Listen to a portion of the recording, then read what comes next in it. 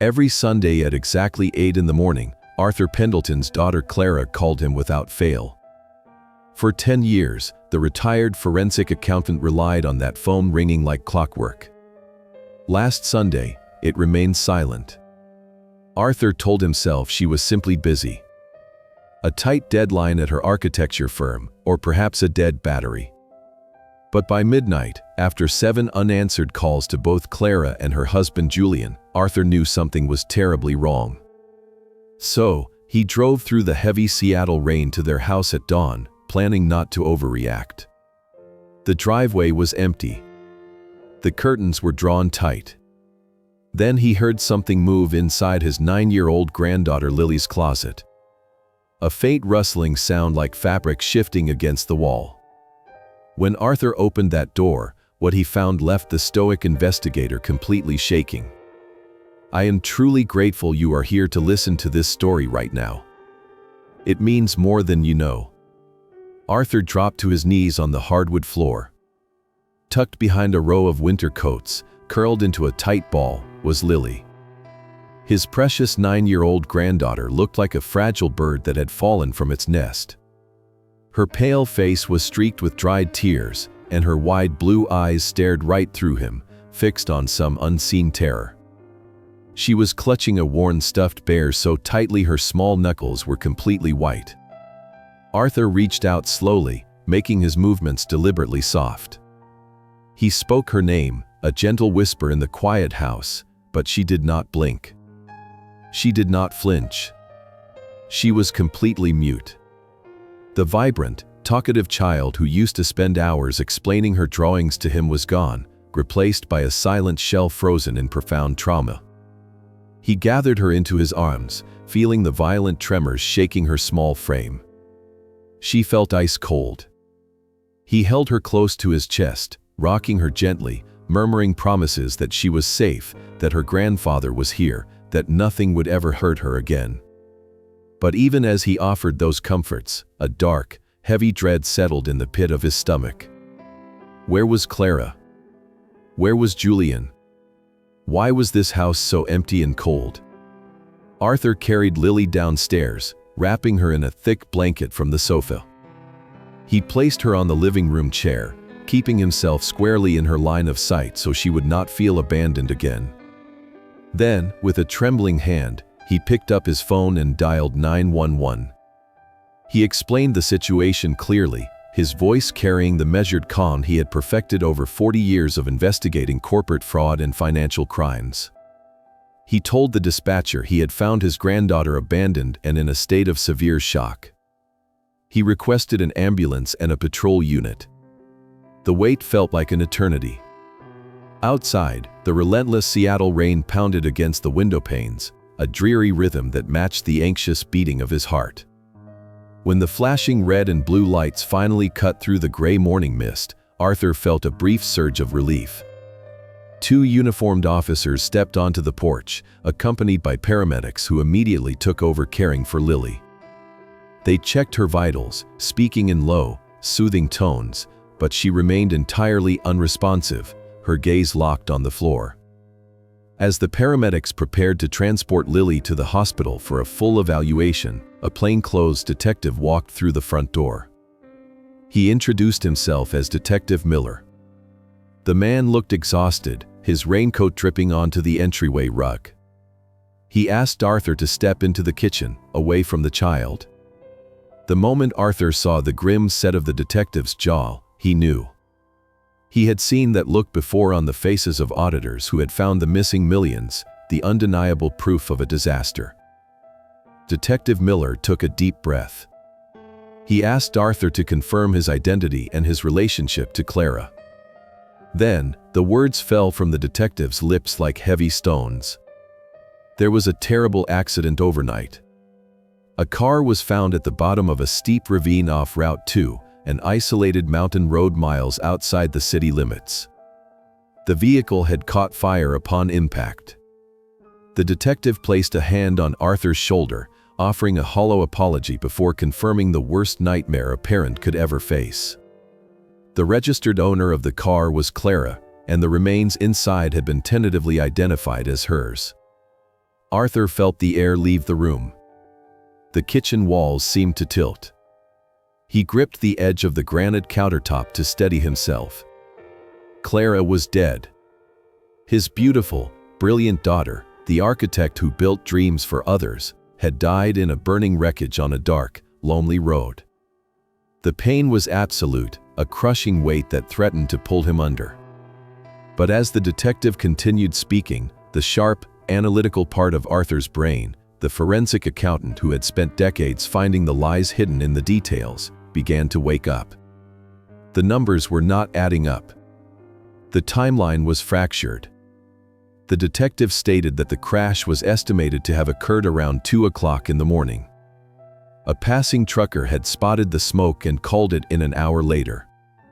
But Arthur knew Clara's routine perfectly. Clara never drove late at night, especially not on dangerous mountain roads in the pouring rain. She had an irrational fear of hydroplaning, a phobia born from a minor fender bender she experienced in high school. More importantly, she would never, under any circumstances, leave Lily home alone overnight. Never. And where was Julian? Arthur asked the detective about his son-in-law. Detective Miller checked his notepad, stating that Julian had been at a business conference in Portland all weekend and was currently driving back to Seattle after being notified by the authorities just an hour ago. Julian had told the police that Clara was supposed to have hired a babysitter so she could visit a client's site early Monday morning. Arthur closed his eyes, fighting through the wave of grief to examine the facts. Clara was a meticulous planner. She shared her calendar with Arthur. There was no client site visit scheduled. There was no babysitter. He had found Lily hiding in a closet, utterly terrified, not peacefully sleeping in her bed waiting for a sitter. The child was wearing the same clothes from the day before, meaning no one had tucked her in. Something was deeply, fundamentally wrong. The narrative Julian had provided to the police was a fabrication. A ledger with missing entries. Arthur looked out the kitchen window at the ambulance preparing to leave with his silent, broken granddaughter. He wiped a single tear from his cheek. The profound sadness inside him was rapidly cooling, crystallizing into a hard, unforgiving block of ice. Clara did not die in a tragic accident. Someone had balanced the books with her life.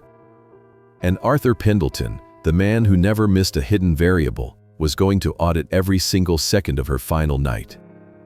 The sky over Seattle wept relentlessly on the day they buried Clara. Heavy, gray clouds hung low over the sprawling cemetery, casting a pall that matched the suffocating grief expanding inside Arthur Pendleton.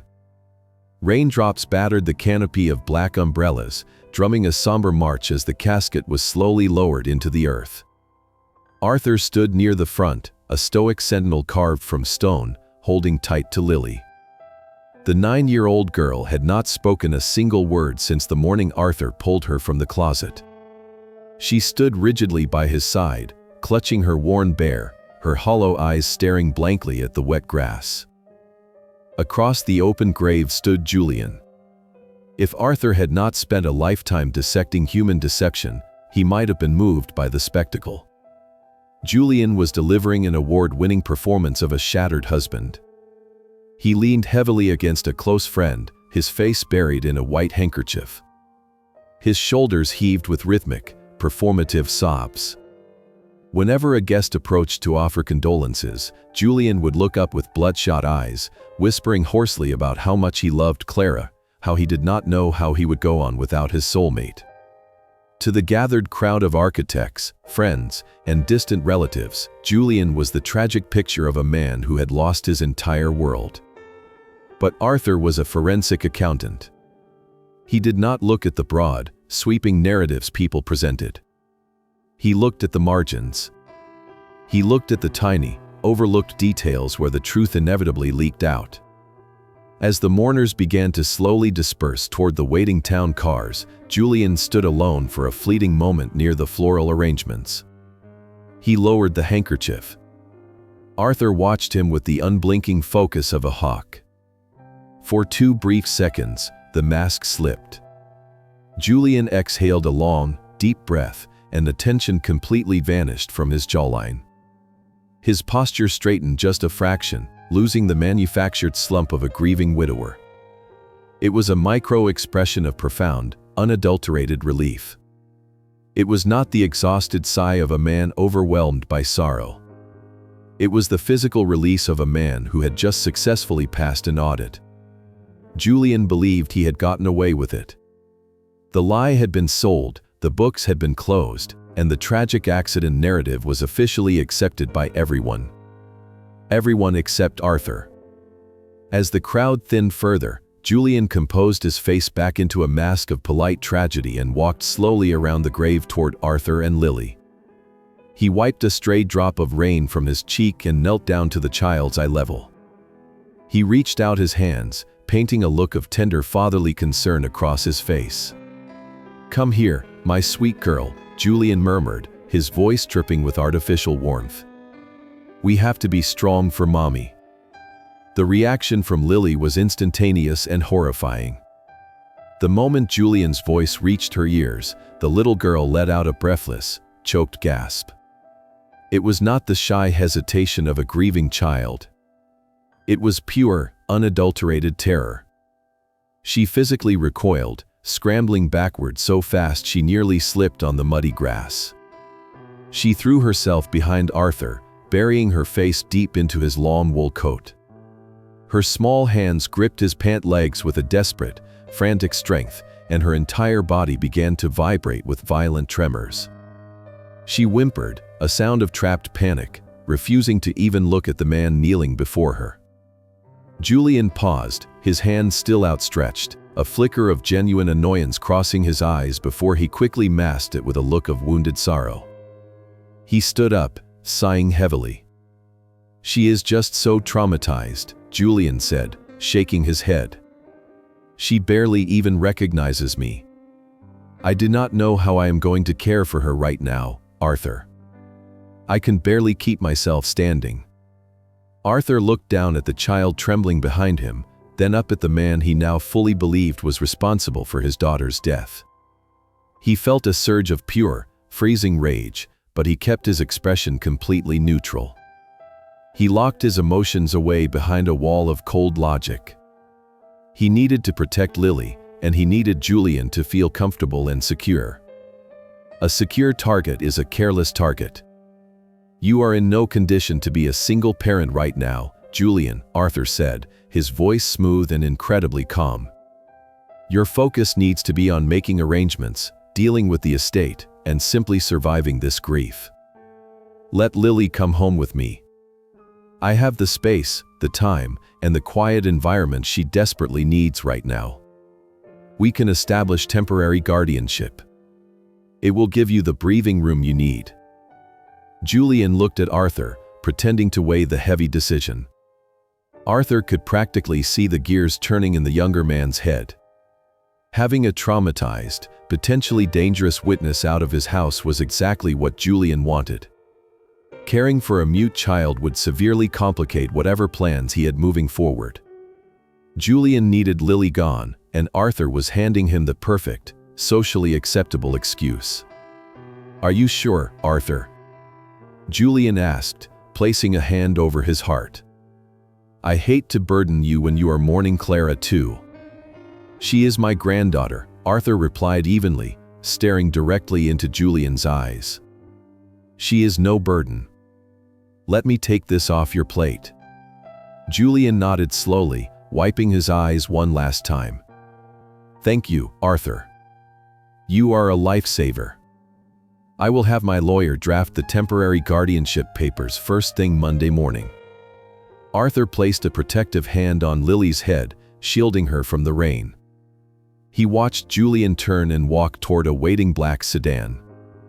The gate was just a little too light for a grieving husband. Arthur pulled his coat tighter around himself and the trembling child. He had secured the most important asset. Lily was safe. Now, Arthur Pendleton was going to return to his dark, quiet house, boot up his computers, and begin the most important investigation of his life. He was going to follow the invisible trail of deceit, and he would not stop until Julian's entire world was utterly destroyed. 3 weeks passed since the heavy dirt covered Clara's casket. In that time, Arthur Pendleton transformed his sprawling quiet home into a sanctuary for his granddaughter. The 9-year-old girl remained completely mute, trapped inside a fortress of her own terror. Arthur established a gentle, predictable routine to help her heal. They ate oatmeal with fresh berries at exactly 7 in the morning. They spent the afternoons completing giant jigsaw puzzles by the bay window. Silence became their shared language. Arthur never pushed her to speak. He simply sat beside her, radiating a calm, protective presence, proving that he would not abandon her. Yet beneath Arthur's calm exterior, a storm of cold calculation was gathering. He spent his sleepless nights replaying the timeline of Clara's death, analyzing Julian's flawless performance at the funeral, and studying the absolute horror that seized Lily whenever her father was mentioned.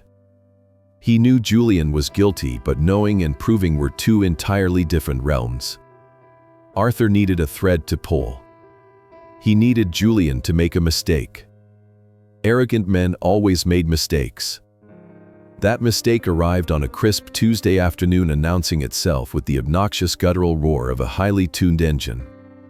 Arthur and Lily were sitting in the living room when the sound shattered the quiet neighborhood. Arthur stood up and approached the window. Pulling back the sheer curtain, he watched a gleaming brand-new silver luxury sports car glide into his driveway. The vehicle was a masterpiece of European engineering, an ostentatious display of wealth that cost easily over $150,000. The driver's side door opened and Julian stepped out. He was not wearing the rumpled clothes of a devastated man struggling to put the pieces of his life back together. Instead, Julian wore a custom-tailored navy suit, his hair perfectly styled, his shoes polished to a mirror shine. He looked like a man celebrating a massive corporate merger. Arthur felt Lily tense behind him. Without a word, she dropped her puzzle piece and darted behind the heavy oak bookshelf, hiding entirely from view. Arthur took a deep, stabilizing breath, locking his pure hatred deep inside the vaults of his mind. He opened the front door just as Julian reached the porch. Julian flashed a wide, bright smile before remembering his role and quickly dropping his features into an expression of practiced melancholy. "Hello, Arthur," he said, his voice dripping with forced exhaustion. "I brought some things for Lily." He held up a brightly colored shopping bag from an expensive boutique. "She is resting right now," Arthur lied, smoothly stepping out onto the porch and pulling the door mostly shut behind him.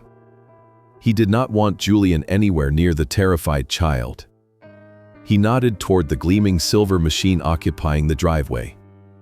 "That is quite a vehicle, Julian. I did not realize you were in the market for a new car."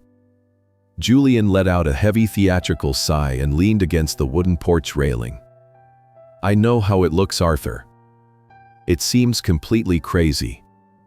But the house is just so empty without Clara. The silence was driving me out of my mind. A buddy of mine at the dealership suggested I needed distraction, something to make me feel alive again.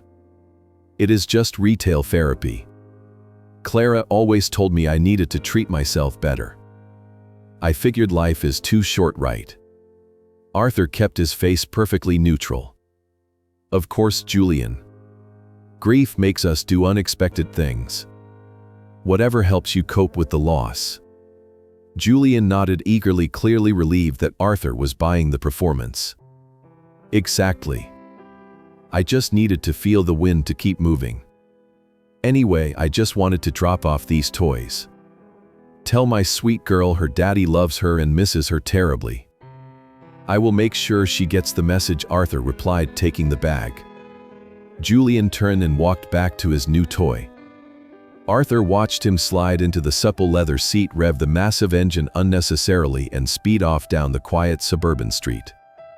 Arthur stood on the porch for a long time, letting the cold Seattle breeze wash over him. A grieving man drowning in a sea of sorrow might buy a bottle of expensive scotch. He might buy a plane ticket to disappear to a tropical island. But a grieving man whose real estate business had been secretly hemorrhaging money for 2 years did not suddenly drop a small fortune on a luxury sports car just weeks after his wife perished. That was the behavior of a lottery winner. That was the behavior of a man who had recently come into a massive sudden influx of untraceable liquidity. Julian was practically screaming his guilt to the world, entirely blinded by his own greed and arrogance. Arthur walked back inside, locking the deadbolt. He checked on Lily, who was safely tucked in the corner of her bedroom drawing circles in a sketchbook. He kissed the top of her head and told her he would be working in the basement for a little while. Arthur descended the wooden stairs into his private study. The room was climate-controlled and windowless, lined with heavy filing cabinets. In the center of the room sat a large metal desk covered by a thick canvas dust sheet. Arthur gripped the edge of the canvas and pulled it away, revealing his old forensic workstation. It was a custom-built machine equipped with 4 ultra-high-definition monitors, encrypted hard drives, and processing power capable of crunching millions of rows of financial data in mere seconds. He sat down in his leather chair and pressed the power button. The machine hummed to life, a low, powerful vibration that felt like a sleeping dragon waking up. The monitors glowed, casting a cool blue light across Arthur's hardened face.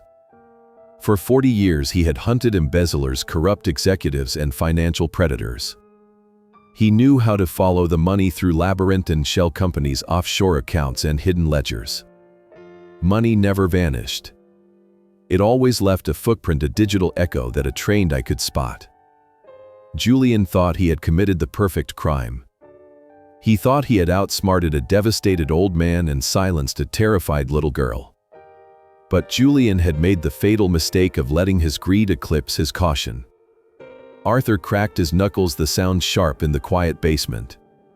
He opened his encrypted search protocols and began to hunt. He was going to tear Julian's financial life apart piece by piece until there was nothing left but the ugly, undeniable truth. Arthur sat bathed in the cold blue light of his monitors. The rhythmic clicking of his mechanical keyboard echoed in the silent basement. He started with the public records. Julian owned a boutique real estate firm in downtown Seattle. To the outside world, Julian projected an image of boundless success. He sponsored charity galas and wore bespoke suits. But Arthur knew that public image was often the most elaborate lie of all. He bypassed the glossy corporate websites and dug directly into the state tax filings, property deeds, and corporate credit histories. It did not take long for the facade to crumble. Within 3 hours, Arthur found the hidden fault lines. Julian had aggressively expanded his commercial property portfolio right before a massive market downturn. The firm was not just struggling. It was completely bankrupt. The corporate bank accounts were essentially empty. Julian had been moving money between different limited liability companies, robbing Peter to pay Paul, engaging in classic fraudulent schemes just to keep the lights on. The equity in his properties had evaporated completely. But Julian had to maintain his lifestyle. He needed cash to keep the illusion alive. Arthur traced a series of unusual high-interest cash deposits entering Julian's personal accounts over the past 18 months. These were not commercial bank loans. They were untraceable transfers from shell corporations registered in Nevada and Delaware. Arthur ran the registration numbers through his proprietary databases. The names attached to those shell companies made Arthur's blood run cold. They were known associates of organized crime syndicates operating on the West Coast. Julian had borrowed money from violent loan sharks. Vicious, unforgiving men who did not care about market downturns or excuses. Men who threatened families when payments were missed. Arthur calculated the total debt.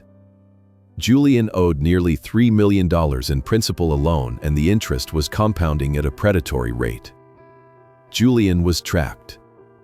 He was a desperate animal backed into a corner, facing not just financial ruin and public humiliation but severe physical danger. Arthur leaned back in his leather chair, rubbing his tired eyes. He pictured Julian sitting in his luxury office sweating through his expensive suits, realizing that his life was about to violently collapse. A desperate man will do anything to survive.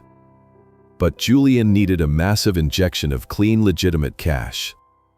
Something that would not raise flags with federal investigators or his dangerous creditors. Arthur shifted his focus away from the failing business and began examining the joint personal finances of Clara and Julian. He looked at their mortgage, their credit cards, and their insurance policies. His fingers flew across the keyboard as he accessed the national insurance databases using his old clearance codes. He pulled up the file belonging to Clara. She had a standard life insurance policy provided by her architecture firm, a modest sum meant to cover funeral expenses and provide a small safety net for Lily. But as Arthur scrolled down the screen, a new entry caught his eye. It was an independent policy underwritten by a massive national conglomerate. Arthur clicked the file open. The screen refreshed, displaying the policy details. Arthur stopped breathing. The room suddenly felt freezing cold. It was a comprehensive term life insurance policy on his daughter. The death benefit was staggering. $4 million. And the sole beneficiary was Julian. Arthur's eyes immediately darted to the dates. The policy had not been active for years. It had been initiated exactly 6 weeks before Clara died on that dark mountain road. 6 weeks. The initial premium had been paid in cash from one of Julian's hidden accounts. Julian had known he was out of time with the loan sharks. He had looked at his beautiful, loving wife, the mother of his child, and he had seen a $4 million exit strategy. He had priced her life and decided her death was the only way to balance his books. Arthur stared at the glowing numbers on the screen until they blurred through his tears. $4 million. That was the blood money Julian used to buy his shiny new sports car. That was the prize he had claimed while he stood crying at the cemetery. A wave of profound nausea washed over the old investigator. He closed his eyes, listening to the heavy rain beating against the basement window well. Upstairs, his traumatized granddaughter slept in silence, broken by the greed of her own father. Julian was not just a failing businessman. He was a cold, calculating monster. And now Arthur had the motive perfectly mapped out. The numbers had spoken, revealing a terrifying truth. But the puzzle was not yet complete. If Julian wanted to get away with murder, he would have needed an alibi. He was supposedly in Portland at a business conference on the night of the crash. He would have needed help to execute the plan. Arthur opened his eyes, the nausea replaced by a burning, relentless determination. He wiped his face and placed his hands back on the keyboard. He began to trace where the first payout of that $4 million had gone. The digital trail of blood money did not end with the loan sharks. Arthur sat in the basement, letting the chilling reality of the $4 million life insurance policy wash over him. He watched the screen as the insurance conglomerate dispersed the first major installment into Julian's personal bank account.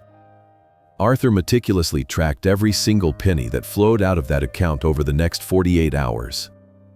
As expected, Julian immediately wired massive lump sums to the shell companies associated with the dangerous creditors. He bought his life back from the mob. He bought his new luxury sports car. But there was one massive anomaly staring back at Arthur from the ledger. Exactly $500,000 had been siphoned off into a completely different pipeline. It was a wire transfer perfectly structured to evade the reporting thresholds of standard financial institutions.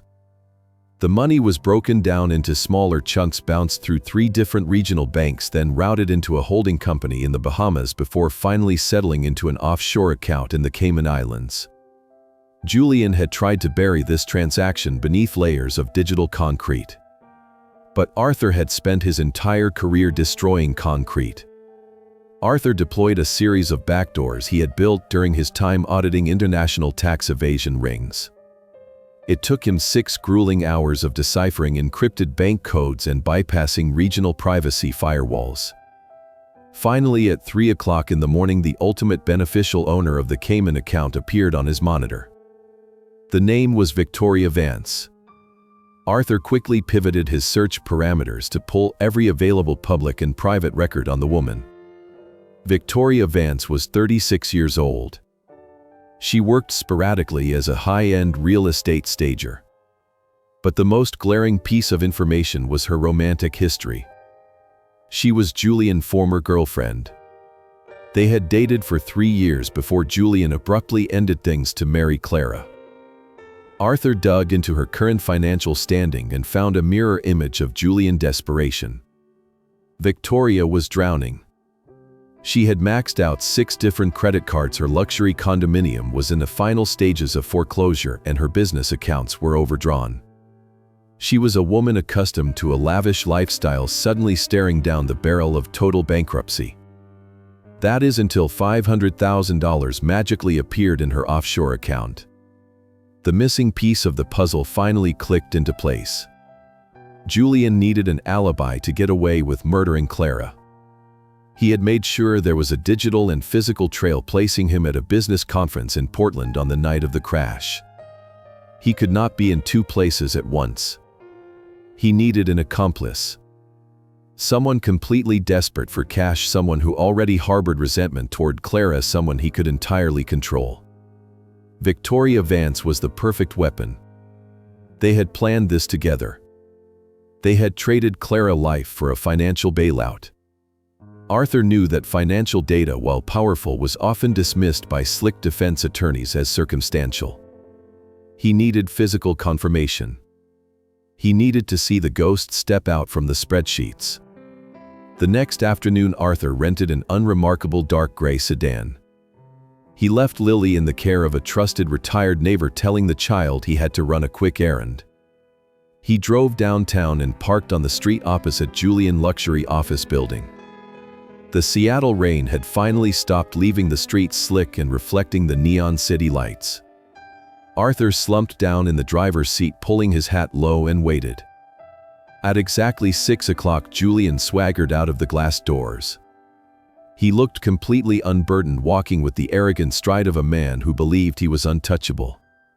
He climbed into his silver sports car and pulled into the heavy evening traffic.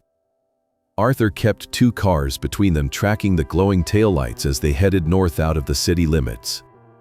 Julian drove toward an exclusive boutique hotel nestled in the quiet upscale suburbs. He bypassed the main entrance and drove down the concrete ramp into the subterranean parking garage. Arthur parked his rental car on the street above and quickly walked down the pedestrian ramp. The air in the garage was cold and smelled of exhaust and damp concrete.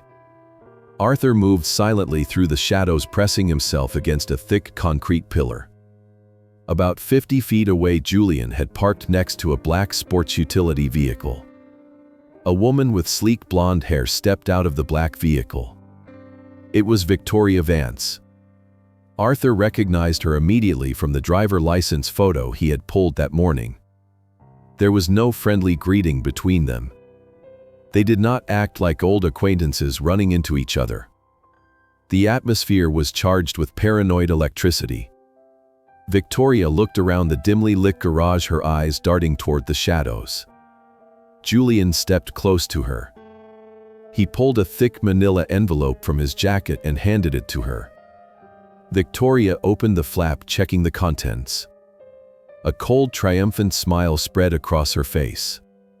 Julian grabbed her by the waist and pulled her into a tight, passionate embrace.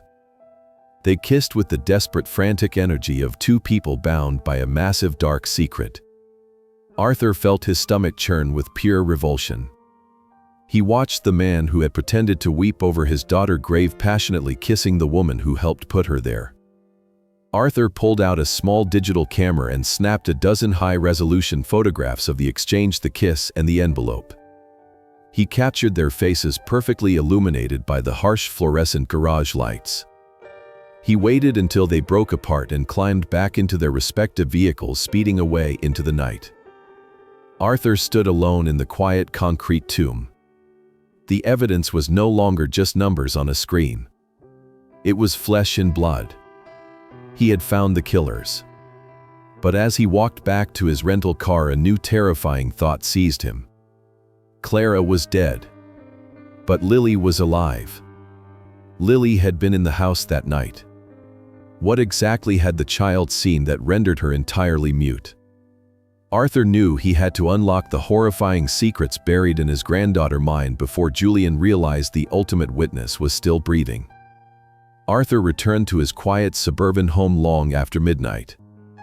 The haunting images of Julian and Victoria embracing in the cold concrete parking garage burned behind his eyelids. He locked the heavy front door and walked softly upstairs to check on his 9-year-old granddaughter. Lily was curled under her thick quilt, but her sleep was far from peaceful. Her small face was contorted in distress, her eyes moving rapidly beneath her delicate eyelids. She was trapped in a nightmare, a prisoner in her own mind. Suddenly, a piercing, breathless gasp tore through the silent bedroom. Lily shot up from the mattress, her hands clawing desperately at the invisible air. She opened her mouth to scream, but no sound came out. The silent scream was more agonizing than any noise could ever be. She thrashed violently, tangling herself in the bed sheets, her eyes wide with unadulterated panic. Arthur rushed to her side, pulling her into his arms. He rocked her back and forth, whispering soothing words into the darkness, stroking her damp hair. It took nearly an hour for the violent tremors to subside and for her exhausted body to finally surrender to sleep. This was not an isolated incident. Over the past 3 weeks, these night terrors had become a grueling nightly ritual. Lily was reliving the worst moment of her life every single time she closed her eyes. The next morning, Arthur sat at the kitchen table drinking black coffee while Lily quietly ate her oatmeal. Her dark circles mirrored his own. She kept her eyes focused downward, her small fingers nervously picking at the hem of her sweater. Arthur knew the human mind, especially a child mind, could only contain so much trauma before it fractured completely. She was trying to process something monstrous, but she had no voice to release the pressure. After breakfast, Lily moved to the living room to watch a quiet nature documentary. Arthur went upstairs to tidy her bedroom and gather her laundry. He stripped the damp sheets from her bed, remembering the cold sweat from her night terror. As he lifted the heavy mattress to tuck in the fresh fitted sheet, his hand brushed against something stiff. He paused, pulling back the mattress entirely. Hidden flat against the wooden bed frame was a stack of drawing paper. Arthur picked up the pages. His heart began to pound against his ribs with a heavy, sickening dread. He walked over to the desk by the window, laying the papers out in the bright morning light. There were 6 drawings in total, all rendered in aggressive, heavy strokes of black and red crayon. The sheer force applied to the paper had nearly torn right through the sheets in several places. The first drawing depicted the inside of a house. It was clearly Clara and Julian's living room. The perspective was low to the ground, looking out from behind a tall vertical rectangle that Arthur immediately recognized as the slats of a closet door. Lily had drawn exactly what she saw from her hiding place. The second drawing introduced the figures. There was a man drawn with black, blocky shoulders. Julian. Standing next to him was a woman with long, vibrant yellow hair. Victoria. They were standing over a third figure, a woman with brown hair sitting in a chair. Clara. The brown-haired woman had tears streaming down her face, represented by thick blue slashes. Arthur's hands began to shake as he moved to the third page. The violence escalated. The man and the yellow-haired woman were holding the brown-haired woman down. The blonde woman was forcing a bright red cup against the brown-haired woman's mouth. The lines were chaotic, frantic, capturing a desperate physical struggle. They were forcing Clara to drink something against her will. The fourth drawing showed the aftermath. The brown-haired woman was lying completely flat on the floor, her eyes drawn as 2 dark crossed marks. She was either unconscious or dead. The final 2 drawings showed the man and the blonde woman dragging the limp body out the front door and shoving it into the back of a large, completely black vehicle. Arthur stared at the childish, horrifying storyboard. The forensic puzzle was now flawlessly, undeniably complete. Julian had not acted alone and Clara had not died in a tragic driving accident. The timeline made perfect, terrifying sense. Julian had brought Victoria into the house late at night. They had ambushed Clara, overpowering her and forcing her to consume a massive dose of sedatives or poison.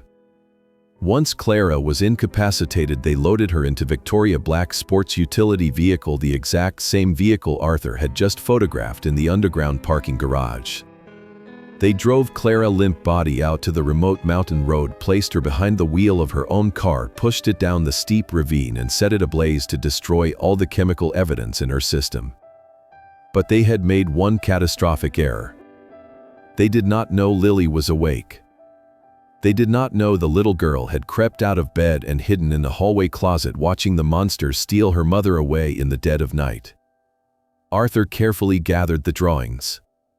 A cold, absolute fury settled deep into his bones. Julian must have discovered Lily hiding there just before he left to establish his alibi in Portland. That explained the child's complete paralyzing terror. Julian had looked his own 9-year-old daughter in the eyes and threatened her with a fate worse than death if she ever spoke a single word about what she saw. He had locked her in a psychological cage, leaving her in that dark house to wait for the police to arrive the next morning. Arthur placed the drawings into a secure fireproof briefcase in his study. The police would never be able to use a mute child crayon drawings to secure a murder conviction against a wealthy, well-connected businessman. Defense attorneys would tear the pictures apart, claiming they were just the confused nightmares of a traumatized orphan. Arthur needed a confession. He needed Julian and Victoria to turn on each other and spill the truth. And to do that, he first needed to fix Lily.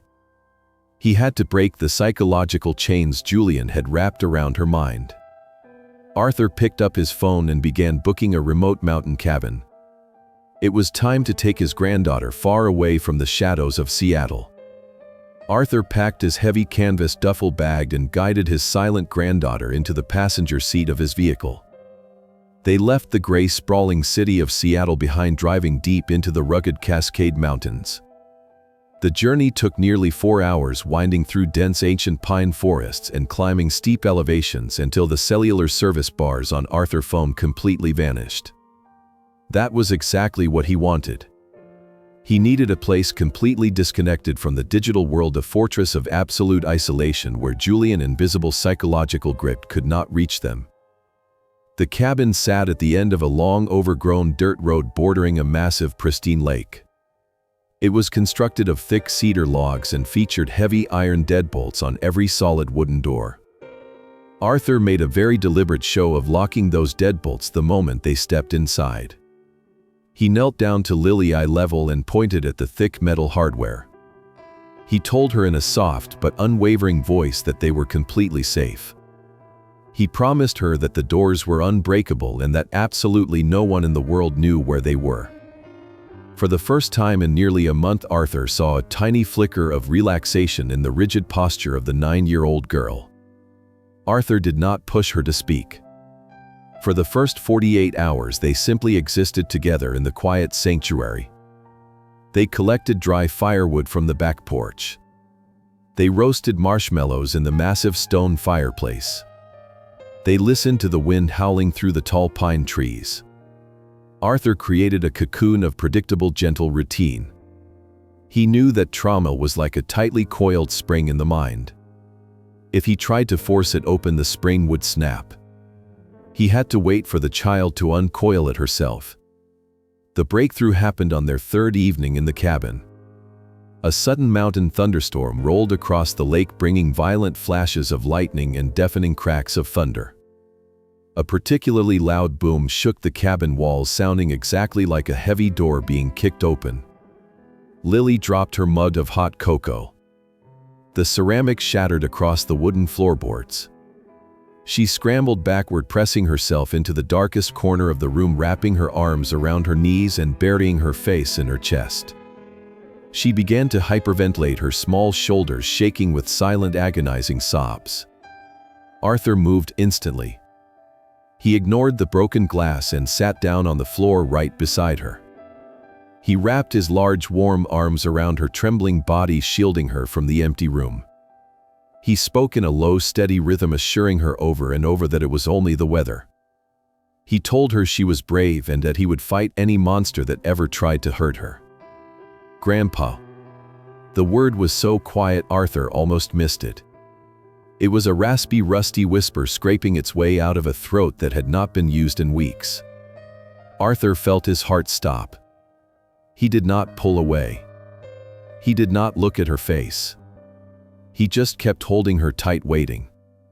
"They made her drink it," Lily whispered, her voice shaking uncontrollably. "Daddy and the yellow-hair lady. They made Mommy drink the bad water." Arthur closed his eyes as the horrible reality poured from his granddaughter's lips. He kept his voice incredibly gentle, asking her what happened next. The psychological dam broke and the words flooded out.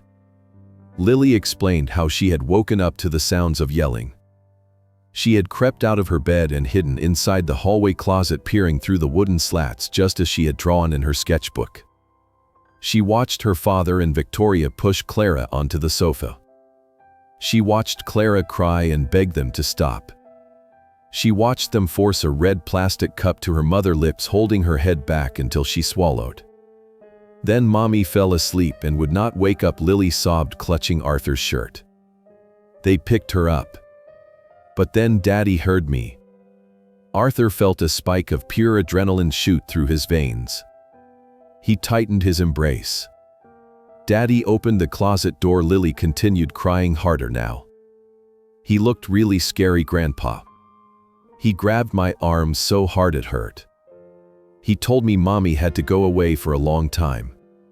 He said if I ever told anyone what I saw, the yellow-hair lady would come back and put you in a dark box under the ground just like Mommy. He said he would lock me in a closet forever and never let me out. He said he would know if I talked. He told me to sit in a closet and not make a single sound until the police came." The monstrous cruelty of it stole the breath from Arthur's lungs. Julian had not just murdered his wife. He had physically assaulted his own child, looking into her terrified eyes and leveraging her love for her grandfather to ensure her absolute silence. He had left her sitting in the dark alone with the knowledge that her mother was dead, waiting hours for the authorities to find her. Lily wept until there were no tears left. The confession drained the last reserves of her energy.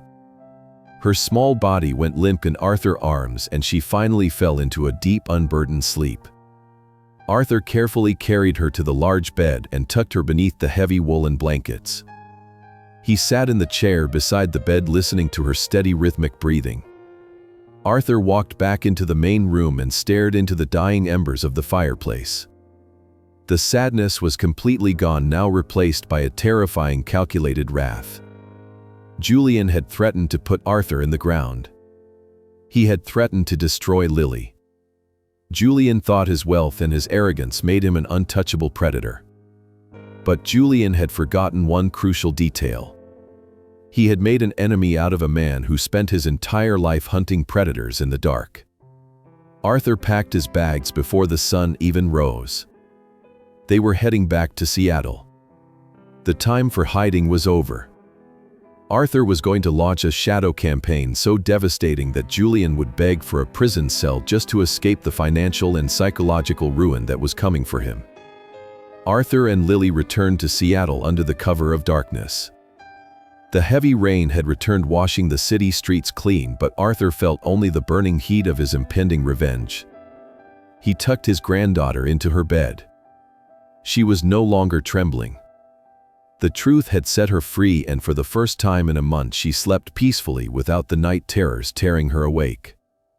Arthur walked down the wooden stairs to his basement sanctuary.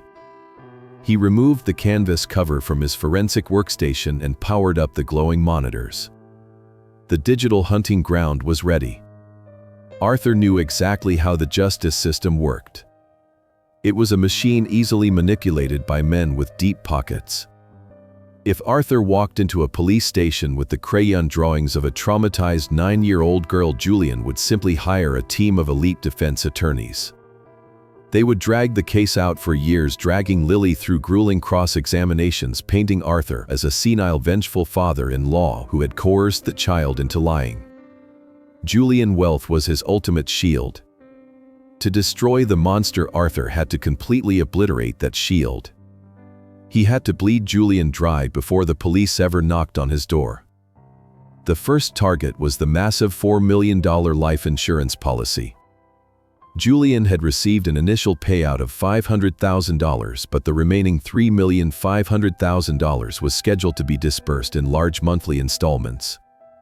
Arthur logged into the secure portals of the national insurance conglomerate.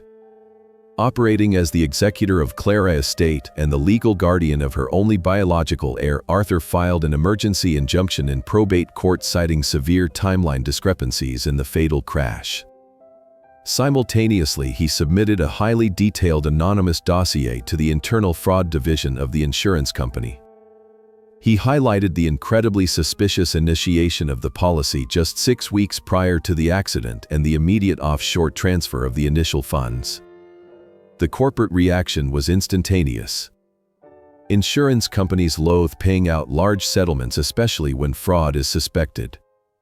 Within 12 hours, the conglomerate issued a hard freeze on the remaining $3,500,000 pending a comprehensive federal investigation. Julian was instantly and entirely cut off from his blood money. But Arthur was just getting started. He turned his attention to Julian bankrupt real estate firm. Arthur compiled the massive digital paper trail he had uncovered during his initial investigation. He gathered the forged property appraisals, the phantom limited liability companies, the illegal commingling of personal and corporate assets, and the massive untraceable cash injections. He assembled these documents into a heavily encrypted data packet. Arthur did not send this packet to the local Seattle Police Department. Local detectives were overworked and sometimes susceptible to the charm of wealthy local businessmen. Instead, Arthur routed the dossier through a dozen anonymous proxy servers spanning the globe before dropping it directly into the secure digital mailboxes of the white-collar crime division of the Federal Bureau of Investigation and the Criminal Investigation Unit of the Internal Revenue Service. Arthur explicitly detailed how Julian was using his real estate firm to launder money for known organized crime syndicates operating on the West Coast. Federal agents did not care about local politics or charming smiles. They cared about massive tax evasion and racketeering. The shadow campaign yielded spectacular results with breathtaking speed. Arthur utilized his backdoor access to Julian's personal email and banking portals to monitor the fallout in real time. On Wednesday morning, Julian received the automated notification that his life insurance payout had been suspended indefinitely. Less than 4 hours later, his corporate bank accounts were completely frozen by federal mandate. Julian was suddenly a multimillionaire on paper, but absolutely penniless in reality. Arthur watched the digital panic unfold on his monitors. Julian frantically emailed his expensive defense attorneys demanding they file emergency motions to unlock his funds. The lawyers replied with cold professional detachment, noting that their services required massive upfront retainer fees which Julian could no longer provide. Without cash, the loyal lawyers vanished instantly. The situation rapidly deteriorated from a legal nightmare into a terrifying physical threat. The loan sharks, the violent men Julian had promised to pay off using the remaining insurance money, began calling Julian's private cellular phone incessantly. Arthur intercepted and listened to the voicemails. The early messages were stern reminders. By Friday evening, the messages had escalated into explicit promises of extreme physical violence. They wanted their money, and they did not care about insurance company investigations or federal asset freezes. Arthur sat in the dim blue light of his basement listening to the arrogant real estate broker unravel. He could hear the sheer terror in Julian's voice as he left desperate pleading messages for his bankers, begging for bridge loans that would never be approved. The polished, untouchable killer was rapidly deteriorating into a cornered, terrified rat. Arthur had successfully orchestrated the total collapse of Julian's financial empire without ever leaving his desk. But Arthur was not finished. Financial ruin was merely the prologue to the justice Clara deserved. A cornered rat was dangerous, but two cornered rats would inevitably turn on each other and eat themselves alive in their desperation. Julian was isolated, broke, and terrified. Now it was time for Arthur to introduce the accomplice Victoria Vance to the exact same nightmare and watch the two murderers tear each other apart. Arthur sat before the glowing array of monitors in his basement fortress. The digital destruction of Julian was proceeding flawlessly, but the true masterpiece of his revenge required a psychological fracture. A partnership forged in murder is inherently fragile, built entirely on greed and mutual self-preservation. Arthur knew that applying the correct pressure to those specific weak points would cause the alliance to shatter violently. He shifted his focus to Victoria Vance and the $500,000 resting securely in her offshore account. Arthur could not legally seize the offshore funds from his basement. But he did not need to actually take the money. He only needed Julian to believe the money was actively disappearing. Arthur utilized his extensive knowledge of international banking software to meticulously clone the user interface of the Cayman Islands financial institution. He generated a highly convincing automated security alert. The forged document explicitly indicated that the entire balance of $500,000 was currently pending an expedited wire transfer to a numbered account in a non-extraditable jurisdiction. Arthur spoofed the sender address and dropped the terrifying alert directly into Julian's primary encrypted email inbox. Next, Arthur turned his crosshairs onto Victoria. She was currently isolating herself in her luxury condominium, completely unaware of the federal storm crashing down upon Julian. Arthur needed her to feel the hot breath of the loan sharks on her own neck. He accessed Julian's sent folder and retrieved a desperate pleading email Julian had sent to his violent creditors just hours prior. Arthur expertly altered the text. He rewrote the message entirely, transforming Julian's pathetic pleas for more time into a cold-blooded betrayal. The forged email showed Julian explicitly offering Victoria to the mob. The fake text read that she was holding $500,000 in cash and provided her exact home address, security gate codes, and daily schedule. Arthur appended a fabricated reply from the loan sharks accepting the deal and promising to send a crew to collect her that very night. He routed this devastating chain of messages to Victoria using an untraceable burner address with a subject line warning her to run immediately. The trap was perfectly set. Arthur sat back and watched the digital tripwires snap. Julian opened the banking alert first. Arthur watched the read receipt register on his monitor. Less than 1 minute later, Julian initiated a frantic phone call to Victoria. Arthur had anticipated this exact reaction. He immediately deployed a targeted cellular jamming sequence, intercepting the call and routing it directly to Victoria voicemail. He did this 5 consecutive times. To Julian, it looked exactly like his accomplice was deliberately ignoring his calls while she stole their remaining funds. Arthur intercepted the voicemails. Listening to Julian's mask slipped completely. Julian screamed into the receiver, his voice cracking with pure hysteria. He accused Victoria of draining the offshore account, threatening to hurt her himself before the mob could reach him. He demanded she answer the phone and halt the transfer immediately, calling her a traitor and a thief. On the other side of the city, Victoria opened her laptop and saw the forged email chain. She read the horrifying words, believing her former lover had sold her to violent criminals to save his own life. Pure panic seized her entirely. Right as she finished reading the fake betrayal, her phone notified her of Julian's new voicemails. She listened to him screaming violent threats and demanding money she had not touched. The manufactured paranoia severely twisted her reality. She concluded that Julian was trying to extort the $500,000 from her right before the mob arrived to execute her. Victoria rushed to her computer and frantically tried to log into her Cayman account to verify her funds and transfer them to a safe secondary location. But Arthur was waiting for her. The moment she accessed the login portal, Arthur launched a massive localized denial of service attack, blanketing her connection with garbage data. Her screen completely froze and displayed a fatal network error. Victoria screamed, throwing her laptop across the living room. She was entirely convinced Julian had hacked her account, stolen the money, and sent assassins to silence her forever.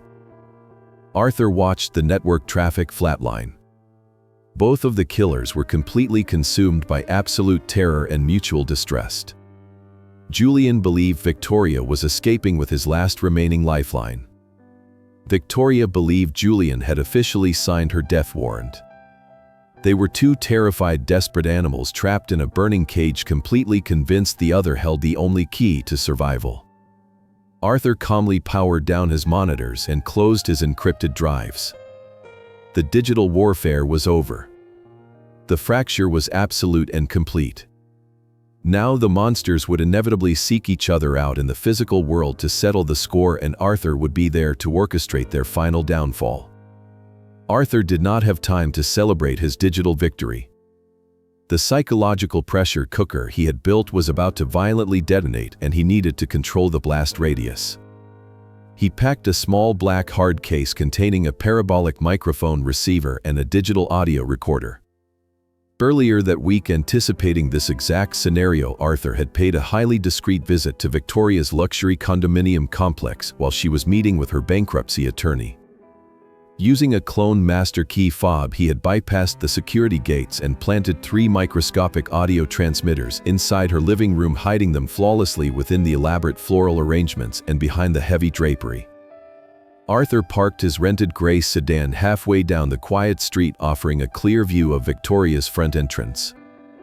The Seattle rain had started again, casting a gloomy atmospheric fog over the neighborhood. He booted up his laptop and connected the receiver. The audio feed was crystal clear, transmitting the sound of Victoria pacing frantically back and forth across her hardwood floors. She was sobbing, throwing items into a suitcase, terrified that the loan sharks were coming for her at any moment. Arthur picked up his cell phone and dialed the direct line for Detective Miller. The detective answered on the second ring, sounding exhausted. Arthur did not offer pleasantries. He spoke with the absolute authority of a man dictating the final terms of a surrender. Arthur told the detective to dispatch multiple units to Victoria's address immediately. He explicitly stated that Julian and his accomplice were currently together, violently arguing and about to confess to the premeditated murder of Clara. Detective Miller hesitated for only a fraction of a second before Arthur cut him off, commanding him to hurry if he wanted to catch the killers before they destroyed each other. Less than 10 minutes later, a silver sports car came screeching around the corner. Julian's vehicle slammed against the curb outside the condominium complex, blowing out a front tire. Julian did not even bother turning off the engine. He burst out of the driver's seat looking completely deranged. His bespoke suit was soaked with rain, his hair was wild, and his eyes burned with manic desperation. He sprinted up the concrete steps and punched his emergency access code into the keypad. Inside his car, Arthur pressed the record button. The audio feed picked up the sound of Victoria's front door splintering open. Julian had kicked the heavy wood inward with terrifying force. Victoria screamed, a sound of pure primal terror, dropping her suitcase. "Where is the money?" Julian roared, his voice distorting the microscopic microphones. "Where did you transfer my $500,000, you lying thief?" Victoria backed away, her voice shrill and hysterical. "Stay away from me. I know what you did, Julian. I saw the emails. You sold me to the mob to save your own pathetic life." Julian sounded completely unhinged. "What emails? You locked me out of the Cayman account. You are trying to take everything after everything I did. I am ruined. The feds froze my corporate accounts and the insurance company stopped the payout. You are the only one with any cash left, and you are not leaving this room until you wire it back to me. I cannot access it," Victoria screamed, sobbing uncontrollably. "The network is blocked. And even if I could, I would never give it to you. You set me up. I killed my wife for that money," Julian bellowed, the confession echoing off the high ceilings of the condominium. I risked the electric chair to get out of debt. I planned the whole thing. I am not letting a pathetic washed-up real estate stager steal my salvation. You did not do it alone, Victoria shrieked back, her desperation matching his. We killed her together, Julian. Do not act like you are the mastermind. I am the one who poured the poison down Clara's throat while you held her struggling arms. I am the one who drove her body up that mountain in my own car. I pushed her down the ravine while you sat safely in Portland. You promised me half of the $4 million for helping you murder her. Arthur closed his eyes. The absolute pure evil of their words chilled the air inside his vehicle. He had the entire confession recorded perfectly. Every horrible detail of his daughter's final moments had been explicitly admitted by the monsters who orchestrated it. Inside the condominium, the argument turned physical. The audio feed picked up the sound of a heavy glass table shattering, followed by Victoria screaming for help. Julian was attacking her, attempting to force her to access the frozen offshore accounts. Suddenly, the distinct sound of heavy police boots thundered down the exterior hallway. Detective Miller and 4 uniformed officers arrived perfectly on time. The microphones picked up the deafening crash as the police breached the already damaged front door. Seattle police, drop your weapons, get on the ground right now, Detective Miller shouted, his voice booming with absolute authority. The scuffle immediately ceased. There was a moment of stunned, terrified silence from the 2 murderers. Julian tried to stammer out an excuse, claiming Victoria was attacking him. Detective Miller swiftly cut him off. Save your breath, Julian, Detective Miller said, his voice dripping with absolute disgust. The hallway door was open. We heard every single word you 2 just screamed at each other. We heard the entire confession. You are both under arrest for the premeditated murder of Clara. The metallic click of handcuffs echoed through the audio feed, bringing the sweetest symphony of justice to Arthur's ears. He watched through the rain-streaked windshield of his rental car as police officers escorted Julian and Victoria out of the building. Their faces were pale, drained of all their previous arrogance and completely consumed by the devastating reality of their impending doom. Julian looked around, frantically searching the dark street for a way out, for an explanation for how his perfect plan had disintegrated into ashes. His eyes briefly locked onto the dark gray sedan parked in the shadows. Arthur rolled down his window just a few inches, allowing the ambient street light to illuminate his stoic, unyielding face. Arthur did not smile. He simply nodded once, acknowledging the total destruction of the man who had destroyed his family. Julian's face crumpled in absolute horror, realizing in that exact moment that the quiet, retired accountant had orchestrated his entire spectacular downfall. 14 months after the heavy rain washed over Clara's funeral, the massive oak doors of the Seattle Superior Courthouse swung open for the murder trial of the decade. The courtroom was packed entirely with reporters, local spectators, and legal analysts. Arthur Pendleton sat perfectly still in the front row of the gallery. He wore a simple dark suit, his face carved from unyielding granite. Across the wooden barrier, Julian sat at the defense table. Stripped of his bespoke suits and permanently frozen out of his millions, Julian wore a poorly fitting gray suit provided by his public defender. His arrogance had completely eroded, leaving behind a pale, twitchy shell of a man. Yet his eyes still darted around the enormous room, desperately searching for a manipulation tactic, an escape hatch that no longer existed. The trial commenced with explosive opening statements. Julian and his legal team deployed a defense strategy that was as cowardly as his original crime. His public defender attempted to pin the entire murder squarely on Victoria Vance. Victoria had already accepted a massive plea deal a week prior, agreeing to serve 30 years in federal prison in exchange for her full confession and cooperation. Knowing Victoria was going to testify against him, the defense lawyer painted her as a jealous, unstable ex-girlfriend drowning in debt who acted entirely alone. The defense claimed Victoria poisoned Clara out of spite and then blackmailed Julian into silence using the threat of the organized crime syndicates. Julian sat at the table looking down, trying to appear like a tragic victim trapped by a maniacal woman. But the prosecution possessed a mountain of undeniable evidence, and their star witness was the man who had built that mountain stone by stone. The prosecution called Arthur to the witness stand. Arthur walked to the wooden box, taking the oath with a steady, booming voice that commanded absolute respect. The lead prosecutor asked Arthur to guide the jury through the financial labyrinth he had untangled. Arthur did not use complicated corporate jargon. He spoke with the chilling clarity of a forensic accountant presenting a fatal corporate audit. A large digital projector illuminated the wall behind him, displaying the exact bank records and forged documents Arthur had uncovered. He walked the 12 jurors through the precise timeline. He detailed the imminent collapse of Julian real estate firm and the $3 million owed to violent loan sharks.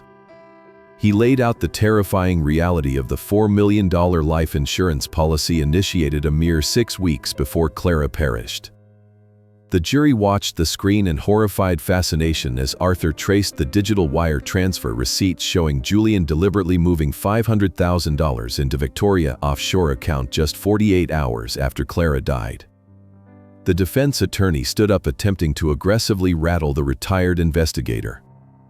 He questioned Arthur, suggesting that these financial anomalies were purely circumstantial and did not definitively prove Julian participated in any physical violence. Arthur leaned forward, his piercing eyes locking onto the defense attorney. Arthur stated clearly that numbers do not commit murder, but they dictate exactly why a murder happens. He explained that innocent grieving husbands do not pay $500,000 to the woman who murdered their wife. The courtroom fell into a stunned, breathless silence. The defense attorney sat down, completely defeated by the airtight paper trail. But the physical evidence and the financial motives were only the foundation.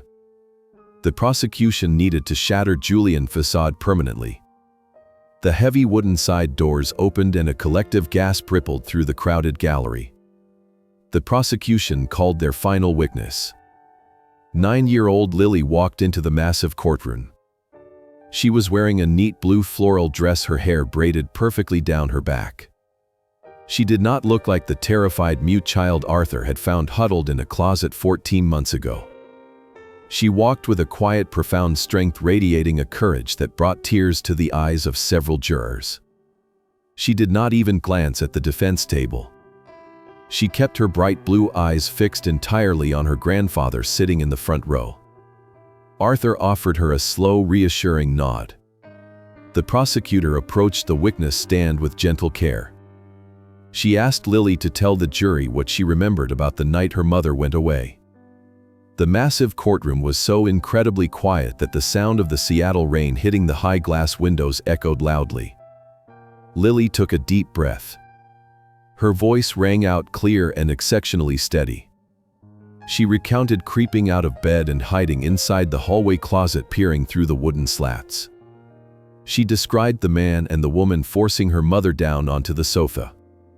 "Who was the man holding your mother, Lily?" the prosecutor asked gently. Lily raised her small hand and pointed directly at the defense table. "It was my father," she stated, her voice completely unwavering. "He held Mommy arms down so she could not fight while the yellow-haired lady made her drink the bad water." Julian's face flushed a violent shade of crimson. He gripped the edge of his table, his knuckles turning bone white. The prosecutor asked Lily what happened next. Lily detailed how Julian had opened the closet door and discovered her in the dark. She repeated the horrifying threats he had whispered into her ear, threatening to bury her grandfather and lock her away forever if she ever told the truth. Liar! Julian suddenly screamed, losing the last shred of his fabricated composure. He slammed his fists onto the defense table, standing up and knocking his wooden chair backward onto the floor. "She is a lying little brat. Arthur brainwashed her. He is setting me up." The judge slammed his wooden gavel, repeatedly demanding order, but the damage was irreversible. In his explosive fit of uncontrollable rage, Julian had just shown the entire jury the terrifying, violent monster hiding beneath the grieving husband disguise. The jurors recoiled in absolute physical disgust. Lily did not flinch. She sat perfectly still, watching the man who had terrorized her completely unravel in front of the entire world. She had faced her ultimate nightmare, and she had won. Arthur let out a long, slow breath from the gallery. The forensic audit was finally complete and Julian's account was about to be closed permanently. The jury deliberated for less than 3 hours. When the foreperson stood and read the verdict, a profound sense of peace finally settled over the sprawling Seattle courtroom. Guilty on all charges. The judge did not show a single ounce of mercy when delivering the final sentence. Julian was condemned to spend the absolute rest of his natural life behind the cold iron bars of a maximum security state penitentiary without the slightest possibility of parole. His accomplice Victoria Vance was already serving her 30-year sentence in a heavily guarded federal facility. As the heavy iron cuffs were locked around Julian's wrists, he turned to look back at the gallery one final time. He was completely broken, a hollowed-out shell of a man who traded his soul for numbers on a screen and ended up with absolutely nothing. Arthur met his defeated gaze with a face carved from solid stone. Arthur did not smile. He simply pulled his 9-year-old granddaughter close, wrapping his large protective arm around her small shoulders. The meticulous audit was officially closed. The monsters were permanently caged, and the dark ledger of their crimes was finally balanced by the heavy hand of justice. Arthur knew that securing a legal victory was only the very first step of a much longer and deeply emotional journey. Seattle held far too many dark memories, far too many shadows lurking in the relentless gray rain. A week after the trial officially concluded, Arthur sold his sprawling house and packed their belongings. They drove south, leaving the gloomy skies behind, searching for a place where the sun could finally reach their wounded hearts. They settled down in a quiet coastal town bathed in bright golden sunlight, where the salty ocean breeze carried away the heavy burdens of their past. Arthur purchased a beautiful small house with a large sprawling garden right near the beach. In this warm, safe sanctuary, Lily truly began to heal. The terrifying night terrors that once plagued her sleep completely vanished, replaced by the soothing rhythmic sound of the ocean waves crashing against the shore. The heavy traumatic silence that once locked her away from the world was slowly replaced by the beautiful sound of her genuine laughter echoing through the bright sunlit hallways. On quiet Sunday afternoons, Arthur would set up a beautiful handcrafted wooden chessboard on the back porch overlooking the sparkling blue water. He patiently taught Lily how to play the ancient game. He showed her how every single piece had a specific and important purpose, how to anticipate the movements of her opponent, and most importantly, how to fiercely protect the most valuable pieces on the board. Chess became their shared language of healing, a beautiful metaphor for strategy, patience, and the undeniable power of thinking several steps ahead of the darkness. As Lily moved her knight across the checkered board, looking up at her grandfather with bright, hopeful eyes, Arthur knew with absolute certainty that Clara was looking down from heaven, smiling warmly at the beautiful life they were building together. This powerful family drama teaches us a profound and enduring lesson about the true nature of evil and the absolute unstoppable power of truth. Evil rarely announces itself with a terrifying roar or a monstrous face. Sometimes it hides quietly behind a charming smile, a bespoke suit, and a carefully crafted public image. It thrives in the dark corners of greed, selfishness, and desperate ambition. But this story also definitively proves that no lie can remain hidden forever. Even the most elaborate and cold-blooded schemes leave a digital trail, and the pure, unwavering courage of an innocent child can shatter the most terrifying monsters. Above all, this narrative reminds us that the love of a dedicated family member is a fierce, unbreakable shield capable of conquering the darkest traumas and bringing brilliant light back into a shattered world. If this deeply emotional journey touched your heart, please take a quick moment to subscribe to our channel, like this video, and share it with your friends and family so we can continue bringing you highly captivating stories every single day. We deeply want to know how this story made you feel. Can you relate to the fierce protective love Arthur showed for his granddaughter, or the immense inspiring courage Lily found deep within herself? Please share your thoughts and feelings in the comments section below, because we truly love reading your heartfelt reflections and connecting with our amazing community. We sincerely wish everyone watching this video right now abundant health, daily joy, and profound peace in your beautiful lives. Goodbye for now, and we look forward to seeing you in the very next video.